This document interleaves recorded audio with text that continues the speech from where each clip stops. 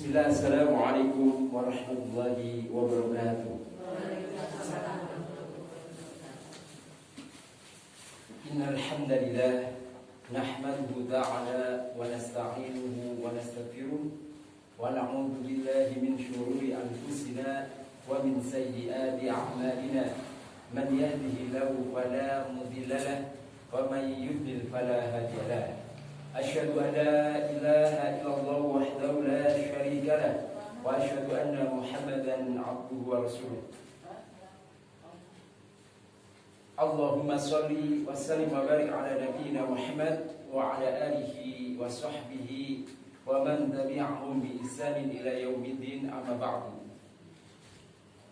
Ibu-ibu jamaah pengajian muslimah yang semoga senantiasa dirahmati oleh Allah Subhanahu wa ta'ala.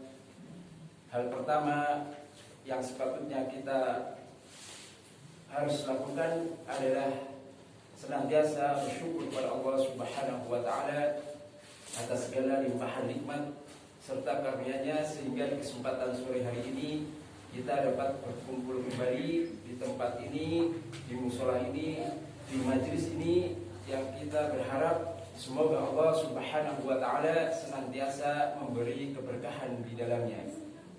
Shalawat dan salam semoga senantiasa tercurahkan kepada Nabi Agung, Nabi besar Muhammad sallallahu alaihi wasallam beserta keluarga beliau, sahabat-sahabat beliau, dan juga orang-orang yang senantiasa mengikuti beliau hingga hari kiamat kelak. Baik ibu-ibu, insyaallah di kesempatan sore hari ini kita masih melanjutkan dari kajian kita terkait dengan 10 kaidah atau 10 tips agar hati kita suci atau bersih. Sebagaimana yang kita bahas di pertemuan sebelumnya, bahwasanya kesucian hati, kebersihan hati memiliki urgensi penting, memiliki peranan penting untuk kehidupan kita, baik kehidupan di dunia ini, terlebih kelak di kehidupan yang akan datang, yaitu kehidupan akhirat. Bahkan Allah Subhanahu wa ta'ala mengatakan atau berfirman di dalam sebuah ayat, beliau atau Allah Subhanahu wa ta'ala berfirman,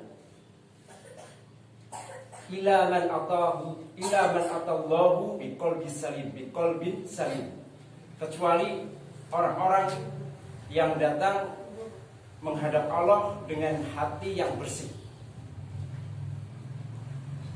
Dari ayat tersebut dijelaskan oleh ulama ahli tafsir, diantaranya Ibnu Katsir, bahwasanya seorang hamba kelak akan diberi keselamatan, kebahagiaan oleh Allah Subhanahu wa ta'ala ketika dia datang menemui Allah dengan keadaan hati yang bersih. Yang dimaksud dengan biqalbin salim di sini bahwasanya salimun minad danas wasyirk, jadi bersih daripada danas, kotoran, maksiat, dan juga kesyirikan.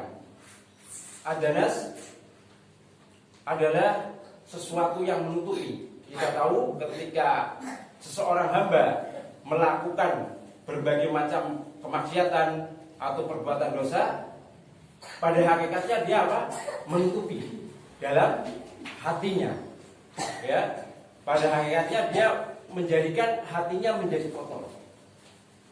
Ya, ketika seorang hamba sering melakukan perbuatan buruk, perbuatan maksiat, maka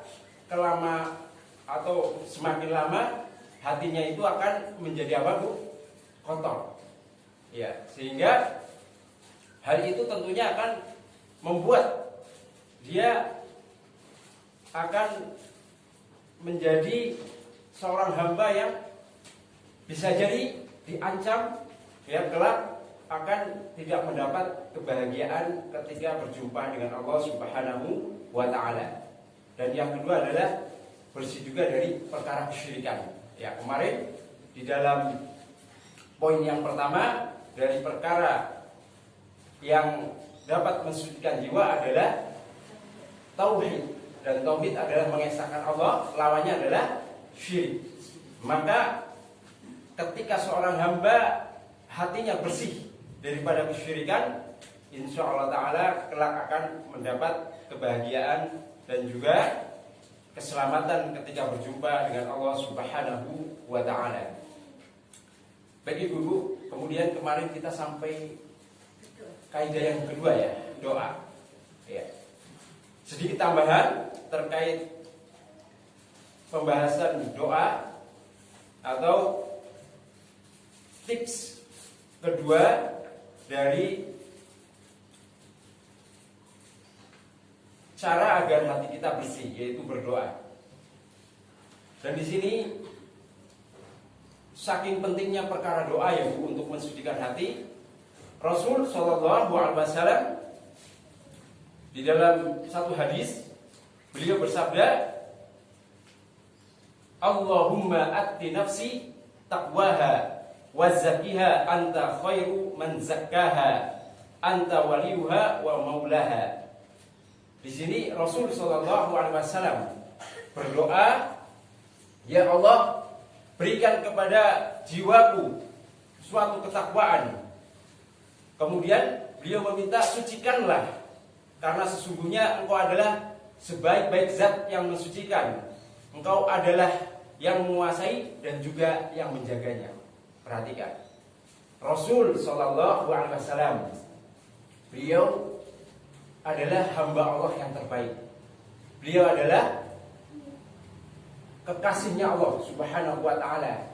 Bersamaan dengan itu, beliau tetap berdoa kepada Allah Subhanahu wa Ta'ala agar diberikan di dalam hatinya suatu kesucian. Ya, diberikan kepada hatinya ketakwaan. Karena memang ya ibu-ibu, kebersihan atau kesucian hati adalah suatu yang sangat penting. Dan di sini Rasul Shallallahu Alaihi Wasallam memberikan contoh atau teladan yang sangat baik. Ya, meskipun seorang itu berada pada kedudukan yang tinggi, tetap saja membutuhkan Allah Subhanahu Wa Taala untuk membantunya di dalam mensucikan hatinya. Ya, dan salah satunya adalah dengan berdoa. Kemudian di dalam hadis yang lain juga Rasul Shallallahu Alaihi Wasallam bersabda, ya muqallibal qulub tsabbit qalbi ala dinik. Wahai zat yang membolak-balikan hati, kokohkanlah hatiku di atas agamamu. Perhatikan, Rasul Shallallahu Alaihi Wasallam masih terus berdoa agar apa? Agar dikokohkan dalam agama Islam. Ya, ini menunjukkan bahwasanya urgensi doa sangatlah besar sekali bagi kita. Terlebih kita ini Bu, ya, kita kan belum dijamin deh oleh Allah Subhanahu Wa Taala, ataupun nggak ada yang menjamin kita apakah kita akan tetap istiqomah, apakah kita tetap hati kita dalam keadaan suci atau bersih, atau kita senantiasa di atas jalannya Allah, kita tidak tahu. Ya, maka perhatikan, Rasul Shallallahu Alaihi Wasallam, beliau sudah tentunya karena seorang Rasul dan Nabi sudah direkomendasi oleh Allah untuk apa? Masuk surga, terhindar dari neraka. Tapi bersamaan dengan itu tetap beliau berdoa agar hatinya kokoh di atas agama. Makanya monggo perbanyak doa ini. Hafal insyaallah. Ya muqallibal qulub tsabbit qalbi ala dinik. Perbanyak ketika sujud. Ya, karena ketika sujud seorang hamba itu kedudukannya paling dekat dengan Allah. Ya. Sehingga apa? Oleh Rasulullah ketika hamba tersebut dalam keadaan sujud disuruh memperbanyak doa. Monggo. Doa apapun termasuk ini. Agar apa? Hati kita kokoh di atas agama Islam. Agar hati kita senantiasa diberi hidayah ketakwaan dan juga kesucian. Ya. Itu. Kemudian juga ada asar dari Umar bin Khattab. Umar bin Khattab siapa, Bu? Umar bin Khattab khalifah kedua yang menggantikan Abu Bakar As-Siddiq. Umar bin Khattab adalah umat terbaik kedua dari umat Nabi Muhammad SAW setelah siapa? Abu Bakar. Jadi kalau Abu Bakar adalah umat terbaik dari umatnya Nabi Muhammad SAW, sedangkan Umar adalah yang kedua. Nah, beliau pernah mengatakan bahwasanya beliau itu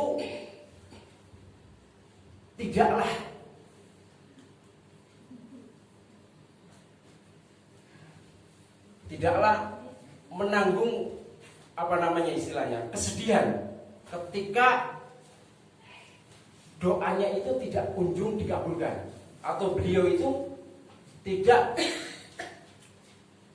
menjadikan dirinya bersedih ketika doa-doa yang beliau ucapkan itu tidak kunjung dikabulkan.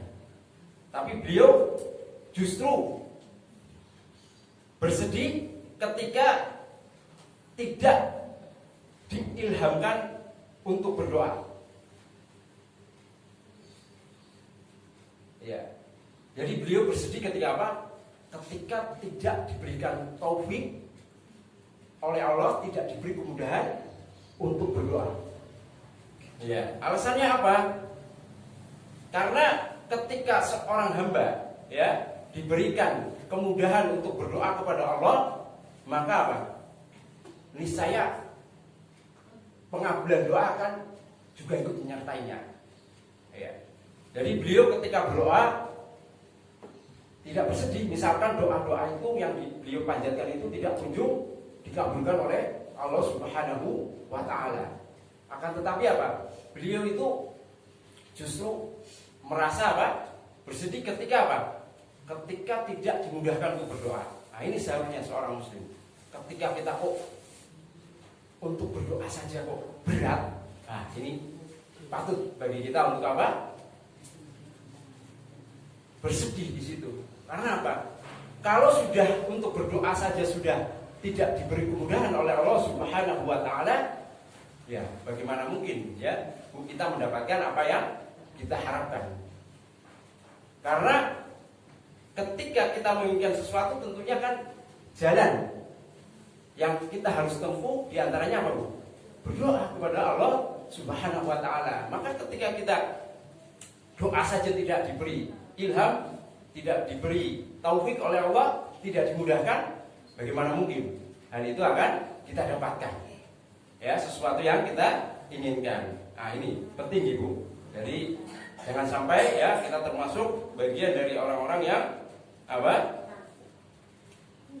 Tidak dimudahkan dalam berdoa. Monggo senantiasa berusaha agar kita dimudahkan untuk berdoa kepada Allah Subhanahu wa Ta'ala.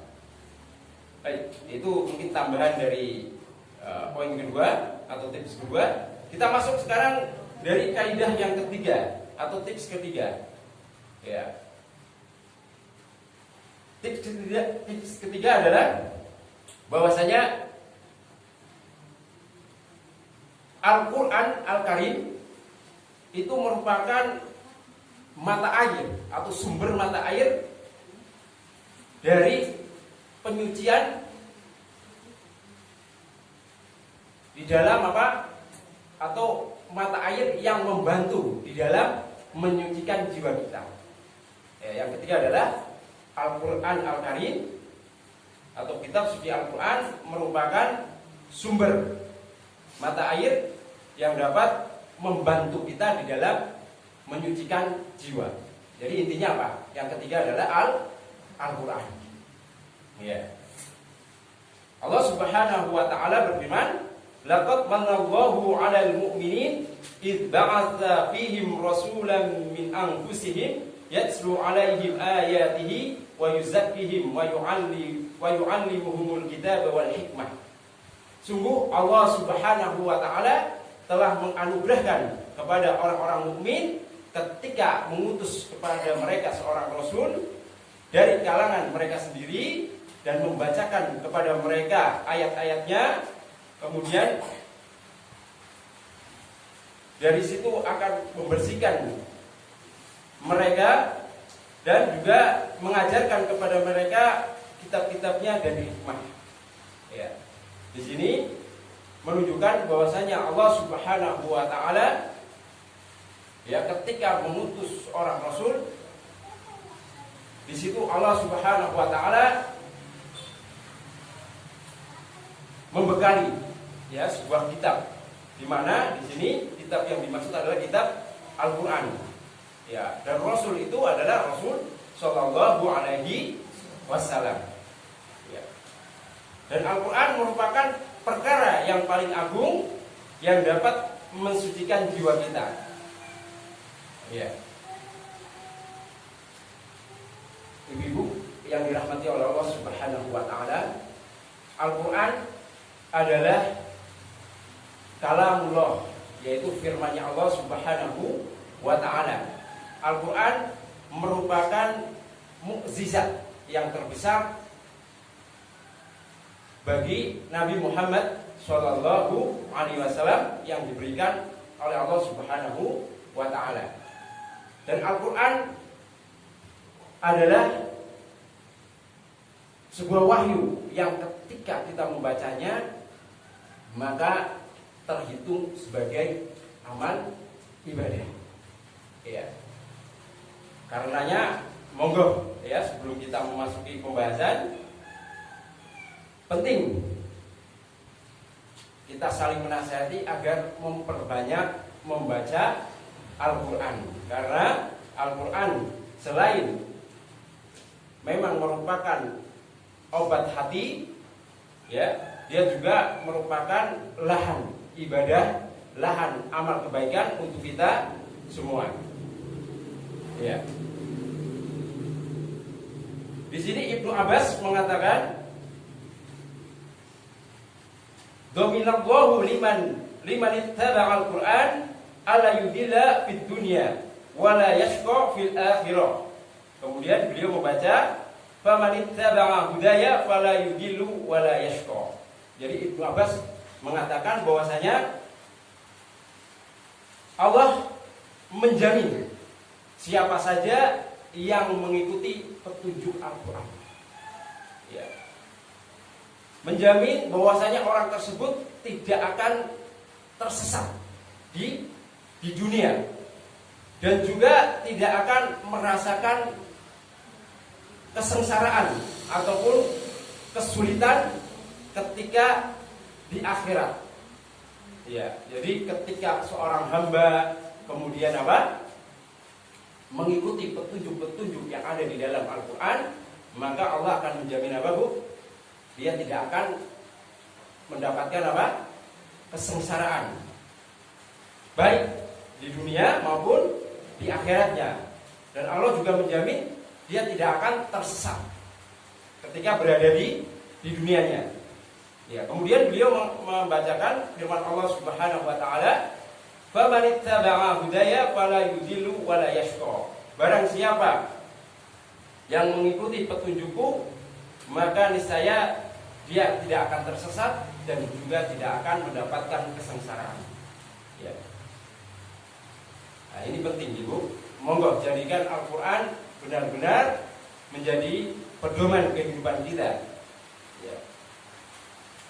Dan di sini Ibnu Qayyim juga mengatakan, Al-Qur'anu huwa syifa at-tam. Jadi Al-Qur'an itu adalah obat penyembuh yang sempurna.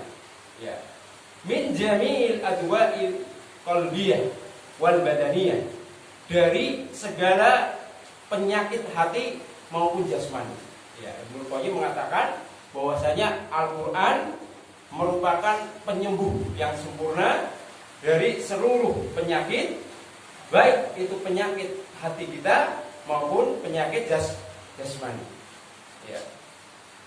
Dan dia juga adalah ad-dunya wal akhirah. Dia juga obat untuk segala perkara dunia kita maupun akhirat. Ya.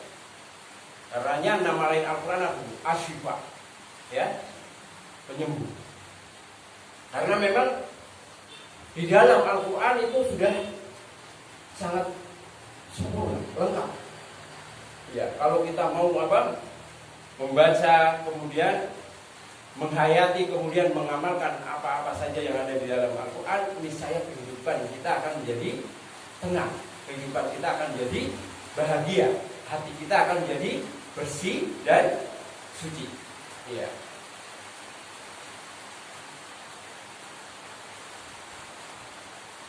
Kemudian di sini Allah Subhanahu wa taala juga berfirman di dalam firman-Nya mengenai Al-Quran ini, alladzina atainahumul kitaba yatslunahu haqqa tilawatihi ulaika yu'minuna bih. Yaitu orang-orang yang diberikan kepada mereka kitab, kemudian mereka membacanya dengan sebenar-benar bacaan, maka mereka itulah orang yang benar-benar beriman. Ya. Dijelaskan bahwasanya yang dimaksud membaca dengan sebenar-benarnya yaitu ketika seorang hamba, ya, ketika membaca Al-Quran itu adalah dengan cara membaca, kemudian menghafal, memahami, kemudian mentadabur dan juga mengamalkannya. Ya, jadi mencakup itu. Jadi ketika kita dikatakan oleh Allah Subhanahu wa taala sebagai seorang hamba yang benar-benar membaca Al-Quran dengan sebenar-benar bacaan adalah orang yang bukan hanya membaca itu. Meskipun membacanya termasuk amal ibadah, tapi dia juga harus apa? Membaca, kemudian apa? Memahaminya, kemudian mentadabur, menghayati apa sih maknanya, ya, kemudian beramal dengannya. Ya. Jadi ketika seorang hamba itu membaca Al-Quran, kemudian hanya sekedar misalkan memahami artinya saja, belum dikatakan mentadabur. Misalkan kita membaca Al-Quran, kemudian kita kok melihat terjemahannya atau memahami artinya, oh ini maknanya ini, itu belum dikatakan apa? Mentadabur. Kapan orang dikatakan mentadabur Al-Quran? Misalkan ketika dia membaca ayat tentang larangan ghibah, ya, maka orang tersebut, oh, ini ayat ini adalah terkait dengan larangan ghibah. Kemudian dia cara mentadaburnya bertanya pada diri sendiri kita, atau bertanya kepada diri sendiri, apakah saya sudah demikian? Saya sudah betul-betul meninggalkan perbuatan ghibah? Apakah saya sudah ketika berkumpul dengan teman-teman saya sudah tidak membicarakan aib orang lain? Seperti itu. Jadi dia memikirkan tentang keadaan dirinya. Sudah belum ini? Ya, termasuk orang yang mengamalkan akan hal tersebut. Nah, itu namanya apa? Mentadabur. Ketika mendengar misalkan ayat-ayat tentang larangan berbuat syirik kepada Allah, ya, larangan menyekutukan Allah, dia bertanya pada dirinya, sudah belum aku benar-benar mengesahkan Allah? Sudah belum saya menjauhi segala perbuatan yang menjerumuskan aku terhadap perbuatan syirik? Jadi dia dalam hatinya berdialog, memahami. Nah, kemudian apa yang terakhir baru mengamalkan. Itu ibu. Monggo ketika mau membaca Al-Quran, ya, kalau mau ingin apa sempurna, baca terjemahannya. Nah, setelah itu membaca terjemahannya, bertanya pada diri sendiri, apakah saya sudah betul-betul mengamalkan hal ini? Bagaimana posisi saya ketika mendapatkan ayat ini? Sudahkah saya benar-benar menjalankan ataukah belum? Nah, tanyakan. Karena ketika itu kita akan semakin apa? Memikirkan kondisi diri kita, sibuk dengan diri kita, sibuk dengan aib kita, ya, kebersihan kita dan selainnya. Seperti itu. Monggo ketika membaca Quran harus betul-betul apa? Memahami akan hal tersebut. Iya. Makanya dulu ketika sahabat membaca 10 ayat, mereka tidak menambah lagi, Bu. Jadi ketika para sahabat ini membaca ayat suci Al-Quran, ketika mereka membaca 10 ayat, dia tidak menambah lagi. Sebelum apa? Sebelum memahami, mentadabbur, kemudian mengamalkan. Nah, berbeda nih, Bu, keadaan kita sekarang. Berbedanya apa, Bu? Kira-kira, Bu? Kira-kira apa, Bu? Nah, ini ada perkataan dari Budaya bin Iyad. Beliau salah orang ulama, beliau mengatakan, innama nazzalal Qur'anu liyu'mala bihi fattaqadan nasu qira'atahu amalan. Sesungguhnya Al-Qur'an itu diturunkan untuk diamalkan. Akan tetapi malah justru manusia hanya menjadikan dia dari bacaan itu sebagai ibadah. Jadi hanya sekedar apa? Membacanya. Jadi mengambil Al-Quran hanya sekedar apa? Untuk dibaca dan dijadikan lahan amal ibadah. Itu zamannya Bukhari di India. Sudah 1000 tahun lebih. Zaman itu Al-Quran hanya sekedar apa? Sebagai bacaan semata. Walaupun memang betul Ibu ibadah, tapi beliau menyorotinya adalah tidak diamalkan secara sempurna. Terlebih zaman sekarang. Apa, Bu? Zaman sekarang lebih mengerikan. Kok bisa mengerikan, Bu? Iya, Al-Qur'annya kadang cuma apa? Pajangan di lemari, ya loh? Enggak dibaca, terlebih diamalkan, dipahami, ya, malah justru apa? Kadang hanya sekedar buat pajangan. Sampai awet tuh, Bu. Ya, dari beli atau dari mendapat hadiah, mungkin sampai kita sudah sepuh masih aja bagus, bersih, ya. Kadang malah mungkin masih ada plastiknya. Sebagian seperti itu. Iya. Iya toh, Bu? Nah, contohnya kalau misalkan kalau pas pernikahan kadang kan ada apa? Mas kawinnya seperangkat alat ya, Bu. Kadang ada Al-Qurannya betul? Ada. Kadang-kadang sudah mendapatkan itu, ya, hanya sekedar sebagai mas kawin.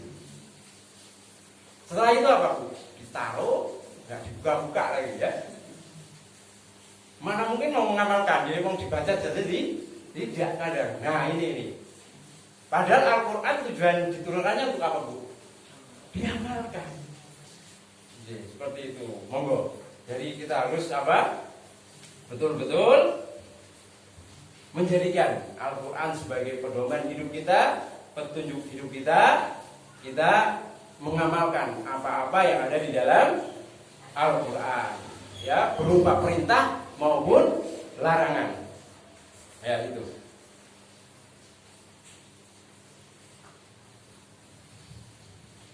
Ya, maka ketika seorang hamba, ya, Bu, betul-betul membaca Al-Quran, kemudian mentadaburinya, kemudian benar-benar bersungguh-sungguh mengamalkannya, niscaya dia akan mendapatkan bagian dari kesucian hati itu. Buktikan. Ya. Ya jelas, Ibu. Karena pasti tidak ada waktu untuk hal lain. Ya, kalau kita betul-betul mengamalkan isi kandungan Al-Quran, kita sibuk dengan hal tersebut.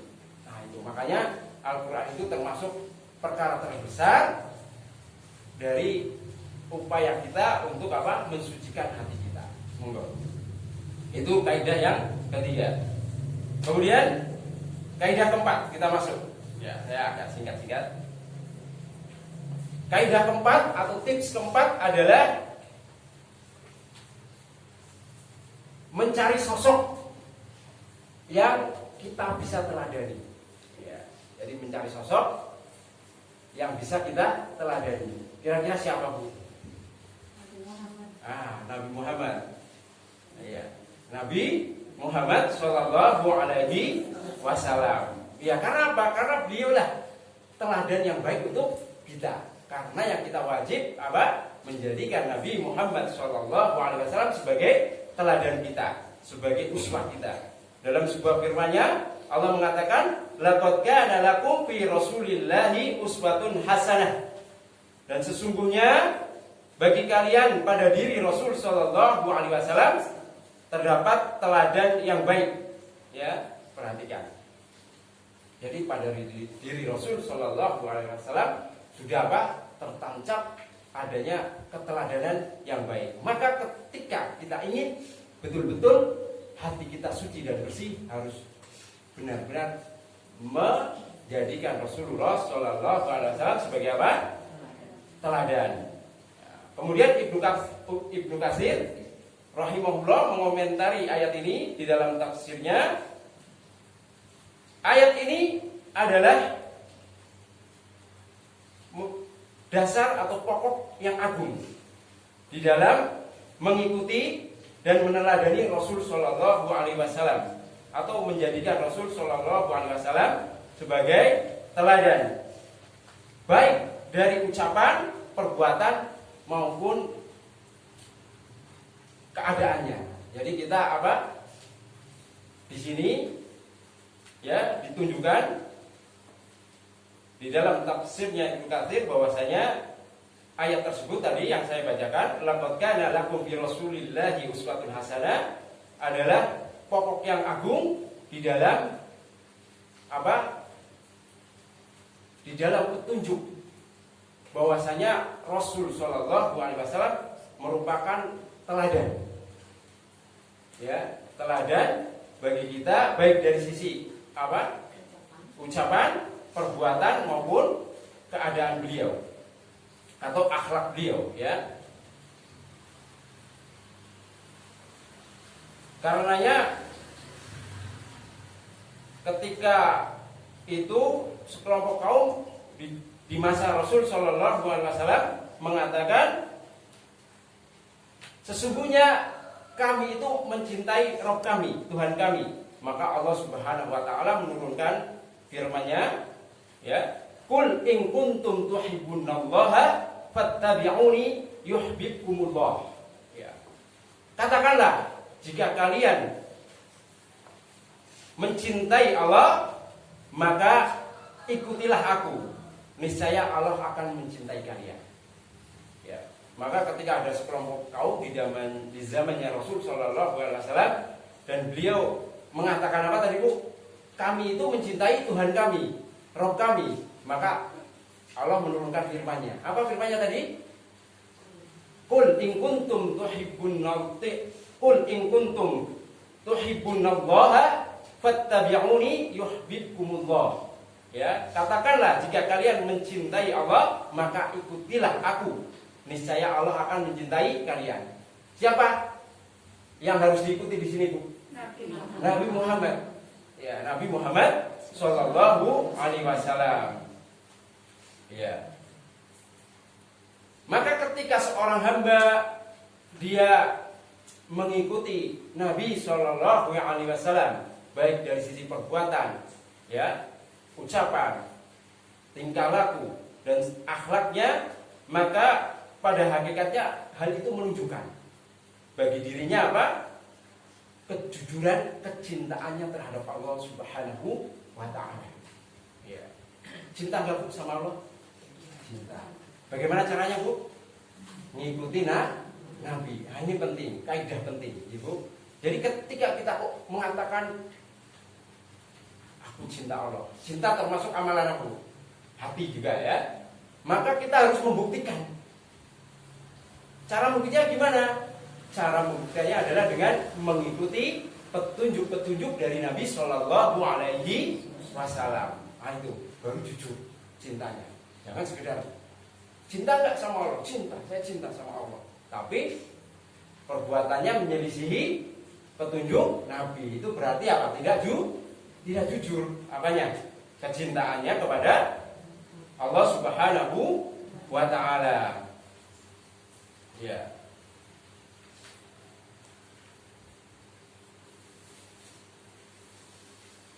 Makanya ya di sini ketika kita ingin mensucikan hati, jangan sampai ya mengikuti misalkan petunjuk-petunjuk orang-orang yang menyelisihi perintah Rasul Shallallahu Alaihi Wasallam. Contohnya apa, Bu? Contohnya misalkan ada orang yang menyeru, ketika kamu ingin suci hatinya, kamu pergi ke tempat sepi, menjauh dari manusia, ke gua ya, atau kemana saja, ke tempat terpencil yang tidak ada manusia di situ. Biar kamu di situ apa? Broto, ya, dengan zikir-zikir tertentu yang diajarkan, ya. Pokoknya menyendiri, ya, atau bersungguh-sungguh dia menjalankan model-model seperti itu. Padahal Rasulullah kan tidak pernah seperti itu, jadi, ya, menjauh dari manusia, kemudian menyendiri, hanya apa? Berzikir-zikir dengan zikir-zikir yang mungkin tidak disyariatkan. Nah, ini juga harus kita jauhi. Atau kita melakukan suatu amalan, ya, yang di situ misalkan dikatakan bisa mendekatkan diri kepada Allah Subhanahu wa taala, akan tetapi mungkin tidak ada dalil di dalamnya, tidak ada contoh dari Rasul Shallallahu Alaihi Wasallam. Maka ini juga ya termasuk bagian dari kategori yang keliru ketika mendekatkan diri kepada Allah dengan cara tersebut, atau cara mensucikan hati dengan cara tersebut. Iya. Karenanya ada sebuah kisah, ya. Jadi dulu Sa'id bin Musayyab atau Musayyib itu pernah mendapati seorang ibu. Dia sholat setelah terbit fajar itu lebih daripada 2 rakaat. Dan dia memperpanjang sujud dan ruku. Ya, maka ditegur orang tersebut sama Sa'id bin Musayyib. Sa'id bin Musayyib itu adalah ulama dari kalangan tabi'in, berarti dari sahabat kemudian tabi'in, muridnya sahabat. Nah, orang tersebut kan sholat lebih daripada 2 rakaat setelah terbit fajar. Dia ditegur, setelah ditegur dia mengatakan kepada Sa'id, ya, ya Abu Muhammad, wahai Abu Muhammad, ya, ayu adibani Allah ala sholat, apakah Allah akan mengazabku karena sholat? Ya. Sholat ditegur karena lebih daripada 2 rakaat. Jadi sholat 2 rakaat, memperpanjang sujud dan ruku, ditegur. Nah, Sa'id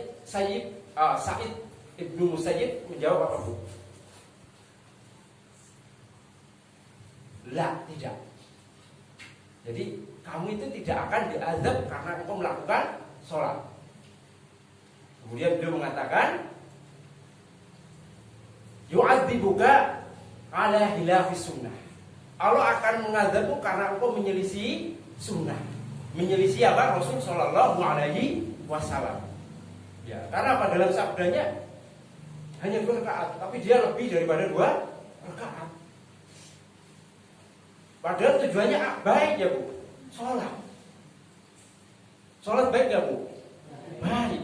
Tapi ketika sholat tersebut kok tidak dicontohkan Rasul, malah kita berkreasi sendiri, ya, membuat-buat, ya, memperbanyak. Biar apa? Kalau banyak kan malah semakin bagus tentunya. Logika kita kan gitu.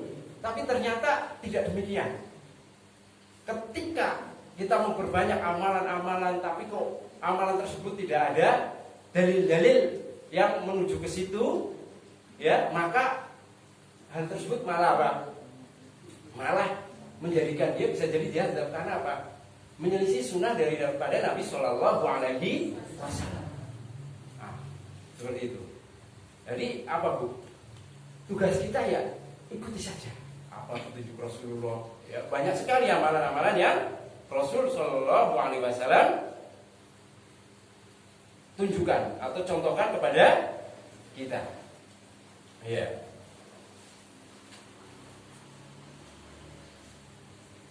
Atau kita berkreasi, misalkan kita apa, Bu? sholat duhur 5 rakaat, boleh nggak? Nggak boleh ya. Kan lebih banyak doanya. Boleh nggak Bu? Nggak boleh ya. Karena apa? Karena menyelisih daripada aturan. Pokoknya udah diikuti.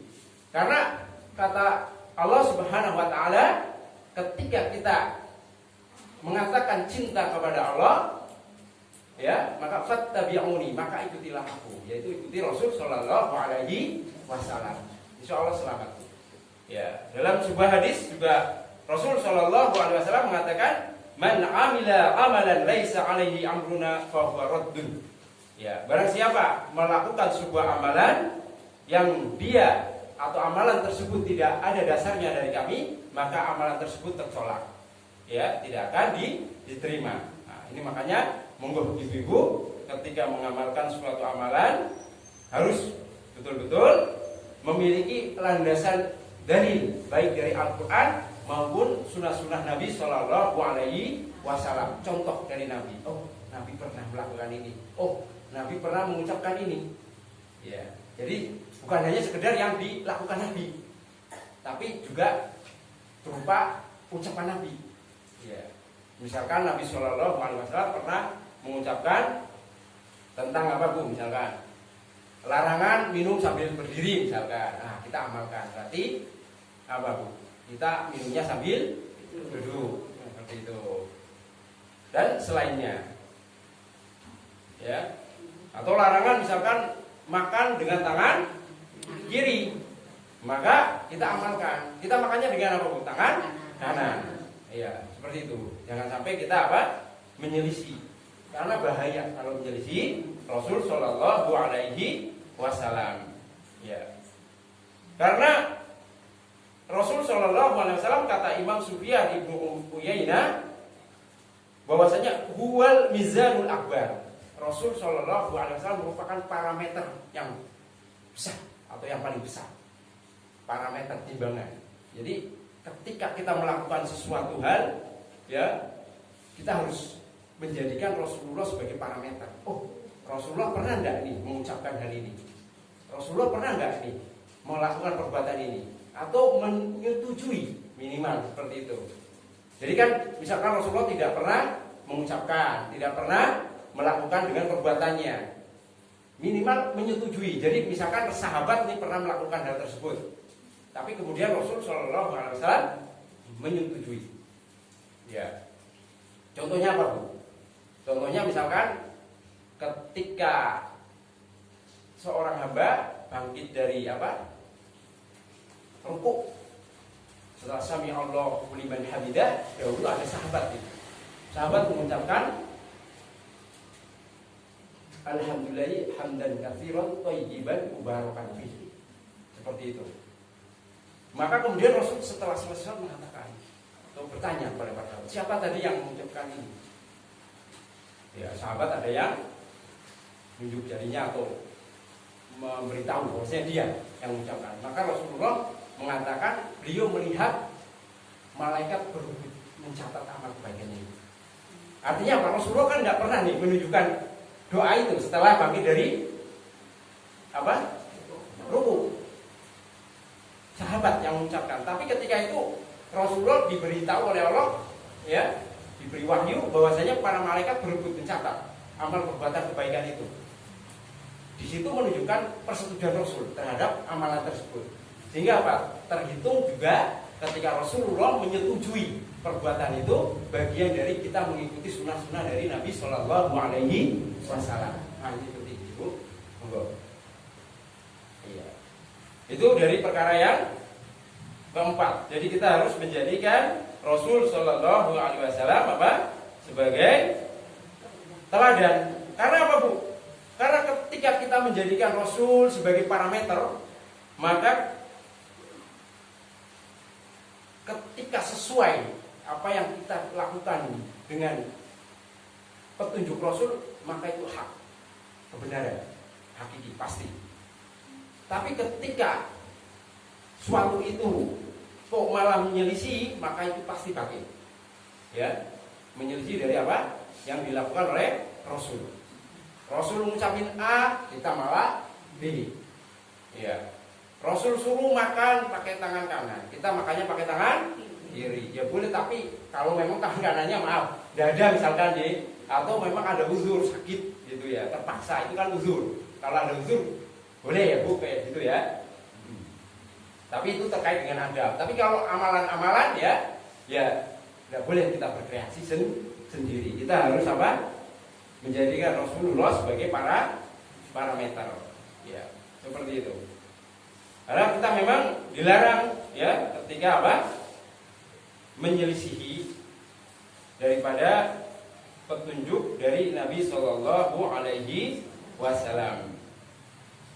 Ya. Itu dari yang keempat, yaitu kita harus mengikuti petunjuk Rasul. Ya, caranya gimana? Tentunya dengan banyak menuntut ilmu, menghadiri kajian, terus apa?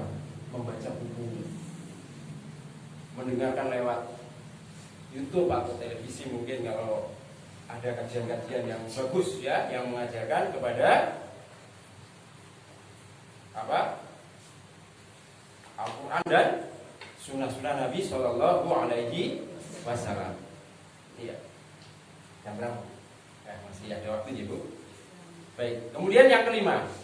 Apa yang kelima? Tips yang kelima adalah takhliyah wa tahliyah. Apa itu takhliyah? Takhliyah itu adalah membersihkan, ya, membersihkan diri dari segala kotoran. Apa itu kotoran? Perbuatan maksiat. Ya. Baik dari kesyirikan, baik dari perbuatan yang menyelisih Rasul, ya, atau kita sebut dengan bid'ah, kemudian perbuatan-perbuatan maksiat selainnya. Kita harus berusaha untuk itu, untuk membersihkan diri kita. Ya. Kemudian yang kedua adalah tahliyah. Apa itu tahliyah? Menghiasi. Menghiasi apa? Menghiasi diri kita dengan amalan-amalan soleh. Ya. Jadi tahapannya ketika kita ingin mensucikan hati kita, pertama apa Bu? Membersihkan hati dulu, kemudian menghiasinya dengan amalan-amalan kebaikan. Insya Allah kita akan dapatkan kesucian hati itu. Ya, jadi harus ada tahapan. Gak mungkin ya Bu, kita melakukan amalan kebaikan, tapi kita mengabaikan membersihkan hati kita dari perbuatan yang buruk. Oh ya. Karenanya kelak ada orang yang apa? Bangkrut di akhirat. Pernah mendengar kisahnya Bu? Pernah ya? Siapa orang yang bangkrut ketika itu? Jadi Rasul Shallallahu Alaihi Wasallam bertanya kepada para sahabatnya, siapa orang yang bangkrut itu? Ya, para sahabatnya menjawab apa? Ada yang bangkrut, dia tidak memiliki harta dan selainnya. Ya. Kemudian Rasulullah menjawab apa? Orang yang bangkrut itu orang yang kelak di akhirat membawa banyak pahala, tapi pahalanya habis dibagi-bagi kepada orang-orang yang dizalimi. Ya, pernah digibahi, pernah diambil hartanya mungkin, ya, pernah dibohongi. Itu. Artinya apa? Karena dia tidak mengamalkan takhliyah, ya. Jadi dia tidak mengamalkan takhliyah, membersihkan dulu hatinya. Malah justru apa? Mementingkan tahliyah, menghiasi dengan kebaikan-kebaikan tanpa memperdulikan dalam hatinya. Sehingga apa? Impas, bahkan rugi. Ya, kaidahnya apa? Kita harus mensucikan hati kita, membersihkan hati kita dari segala noda keburukan, noda dosa, ya. Setelah itu apa?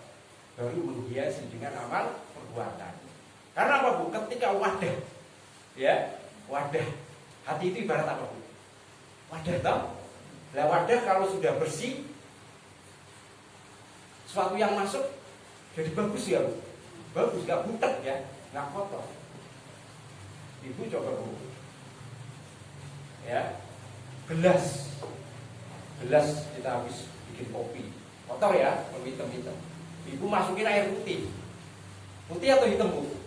hitam. Tapi coba Ibu bersihkan dulu ya, kocak-kocak sampai apa? Kopi sebuknya hilang. Kasih air putih, jadi putih nggak Bu? Putih, bagus, indah. Ya, seperti itu ibaratnya.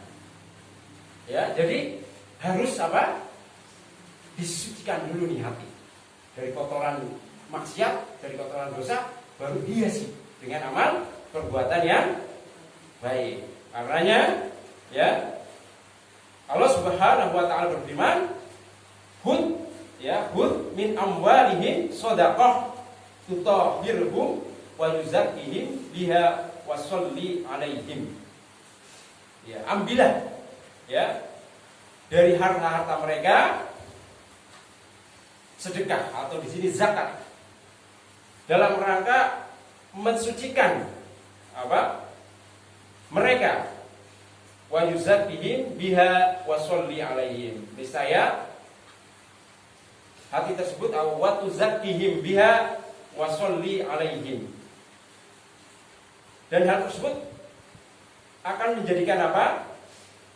Mensucikan mereka dengan sedekah tersebut, kemudian berdoalah untuk mereka. Jadi apa Bu maksudnya di sini?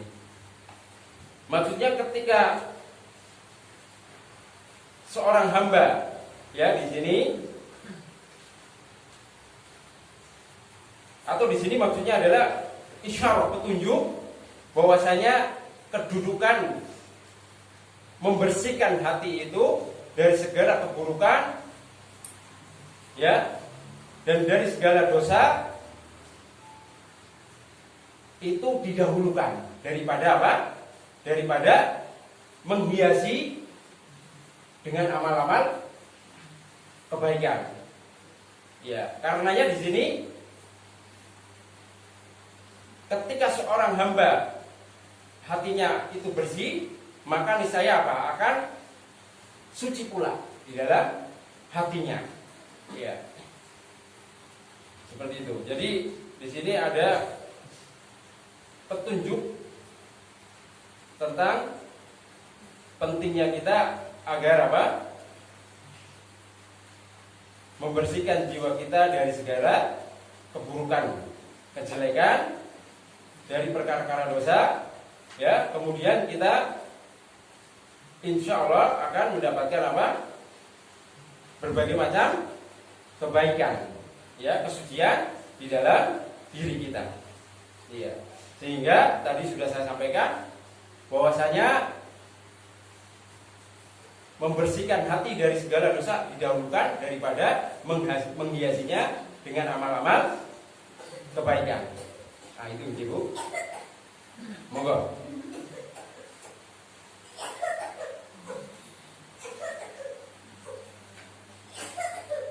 Karenanya dalam sebuah hadis ya disebutkan bahwasanya ketika seorang hamba melakukan apa? Perbuatan dosa akan ada titik hitam dalam hatinya. Kemudian ketika orang tersebut bertobat, ya, kemudian beristighfar, berusaha melepaskan dari perbuatan itu, maka akan dibersihkan. Tapi ketika dia melakukan perbuatan dosa lagi, maka akan ada titik-titik lagi sampai apa? Hatinya menghitam semuanya. Ya.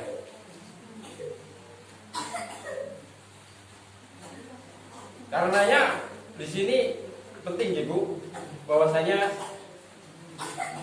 hendaknya seorang hamba betul-betul memperhatikan akan apa? Dirinya. Jadi berusaha agar noda hitam dalam hati kita itu tidak semakin pekat hitam. Karena apa? Numpuk terus. Hingga nanti apa? Sulit. Ya, kalau hati sudah menghitam kan berat. Untuk apa? Mensucikannya kembali. Karena yang ketika kita melakukan suatu kesalahan atau tergelincir pada suatu hal ya yang menyebabkan kita terjatuh dalam suatu dosa, hendaknya kita berusaha untuk apa? Mensucikannya kembali, membersihkan kembali dengan cara apa? bertobat dan beristighfar kepada Allah Subhanahu wa Ta'ala. Ya. Nah, itu diantara tips kelima, ya Bu. Baik, mungkin cukup ya Bu, insyaallah. Sudah hampir jam 5, kurang dikit, kurang berapa menit Bu? Kurang 3 menit. Ya. Sisanya masih berapa ini Bu? Masih 5 Bu. Kalau dibahas semua kayaknya enggak selesai soalnya, ya. Banyak banget. Ya. Insyaallah bisa dipahami ya Bu. Dari 5 yang sudah kita bahas, yang pertama apa Bu? Tauhid, mengesahkan Allah. Kemudian yang kedua, berdoa. Kemudian ketiga, ya menjadikan Al-Quran ya sebagai petunjuk. Ya. Kemudian keempat, ya menjadikan seseorang menjadi sosok teladan, yaitu Rasul Shallallahu Alaihi Wasallam. Kemudian kelima, ya jadi membersihkan hati, baru menghiasinya dengan amal kebaikan. Nah, itu diantara 5 kaidah atau 5 tips untuk kita agar hati kita menjadi suci lagi bersih. Baik Bu, mungkin itu yang dapat saya sampaikan. Ada kurangnya saya mohon maaf. Saya akhiri Ibu. Wabillahi taufiq wal hidayah. Wassalamualaikum warahmatullahi wabarakatuh.